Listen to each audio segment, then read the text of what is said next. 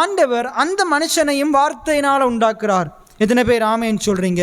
வார்த்தையினால் உண்டாக்குறார். இப்போ வார்த்தையினால் மனுஷனை உண்டாக்கின ஆண்டவர் அவனையும் எப்படி உண்டாக்கினாரண்டா, மற்ற மிருகங்களை போல, பறவைகளை போல, மற்ற இயற்கை படைப்புகளை போல உண்டாக்கலை. ஆண்டவர் அந்த மனுஷனை தம்மை போல உண்டாக்கினார். நமது சாயலின்படியையும் நமது ரூபத்தின்படியையும். ஆண்டவர் எதையுமே சொல்லாமல் செய்கிறவர் அல்ல. எத்தனை பேர் ஆமேன்னு சொல்கிறீங்க? ஆண்டவர் எதையுமே சொல்லாமல் செய்கிறவர் அல்ல. அவர் ஒரு காரியத்தை சொல்லியிருப்பாராக இருந்தால் அதை அவர் நிறைவேற்ற வல்லமையுள்ளவராக இருக்கிறார். மனுஷனை உண்டாக்குறதுக்கு முன்னுக்கு கூடி அவர் சொல்லிட்டு தான் உண்டாக்கினார். என்ன செய்தார்? நமது சாயலின்படியும் நம்முடைய ரூபத்தின்படியையும் மனுஷனை உண்டாக்குவோமாக அப்படின்னு என்ன செய்கிறார்? இப்போ அங்கே பிதா, குமாரன், பரிசுத்த ஆவியானவர் தங்களுக்குள்ளே சொல்லிக்கொள்கிறாங்க. அப்போ என்ன சொல்லிக்கொள்கிறாங்க? மனுஷனை உண்டாக்குவோமாக. அதாவது பிதாவும் குமாரனும் பரிசுத்த ஆவியானவரும் இணைந்து அவங்க என்ன செய்கிறாங்க? ஒரு தீர்மானம் எடுக்கிறாங்க. என்னது? எங்களை ஆராதிக்கும்படிக்கு, இந்த திரித்துவ தேவனை ஆராதிக்கும்படிக்கு, பூமியில் அவருடைய நாமத்தை பிரஸ்தாபப்படுத்தி வாழும்படிக்கு, பூமியில் தேவபக்தியுள்ள சந்ததியை உண்டாக்கும்படிக்கு மனுஷனை உண்டாக்குவோமாக என்று சொல்லி தீர்மானம் எடுத்து தெரிந்தெடுத்து அதை என்ன செய்கிறாங்க? அறிக்கை செய்கிறாங்க. மனுஷனை உண்டாக்குறதுக்கு முன்னுக்கே மனுஷனை உண்டாக்குவோமாக.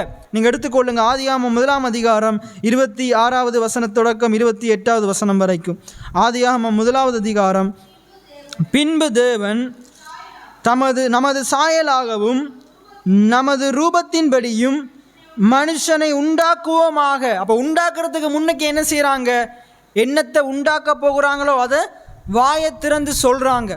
மனுஷனை உண்டாக்குவோமாக. அப்போ நம்முடைய நாவு எப்படிப்பட்டது? கடந்த நாட்களில் பார்த்தோம். அது உருவாக்குகிற ஆற்றலுடையது. எத்தனை பேர் ஆமேன்னு சொல்கிறீங்க? அது உருவாக்குகிற ஆற்றலுடையது. நாவை சரியான வகையில் என்ன செய்யணும்? பயன்படுத்தணும். நம்முடைய நாவை நாங்கள் எப்பயுமே சரியான வகையில் பயன்படுத்தணும். நம்முடைய நாவு உருவாக்கக்கூடியது, அதே நேரத்தில் நம்முடைய நாவு அழிக்கக்கூடியது. நாங்கள் ஜீவனை பேசினா அது ஜீவனை உருவாக்கும். மரணத்தை பேசினா அது நம்முடைய வாழ்க்கையில் மரணத்தை கொண்டு வரும். நன்மையை பேசினா அது நன்மையை உருவாக்கும். தீமையை பேசினா அது நம்முடைய வாழ்க்கையில் தீமையை கொண்டு வரும். எத்தனை பேர் ஆமேன்னு சொல்கிறீங்க? அப்போ இங்கே ஆண்டவர் என்ன செய்கிறாரு? தன்னுடைய வாழ்க்கையில் ஆண்டவர் உண்டாக்கின உலகத்தில் மனுஷன் வர்றதுக்கு முன்னுக்கே அவர் என்ன செய்கிறார்? மனுஷனை உண்டாக்குவோமாக என்று பேசுகிறார். எத்தனை பேர் ஆமேன்னு சொல்கிறீங்க? இன்றைக்கு உங்களுடைய வாழ்க்கையில் என்ன காரியங்கள் இருந்தாலும் நீங்களும் தேவனை போல இல்லாதவைகளை அழைக்கும்படிக்கு அழைக்கப்பட்டிருக்கிறீங்க.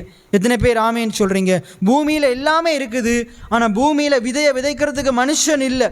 அப்போ ஆண்டவர் என்ன செய்கிறார்? மனுஷனை உண்டாக்குறார்.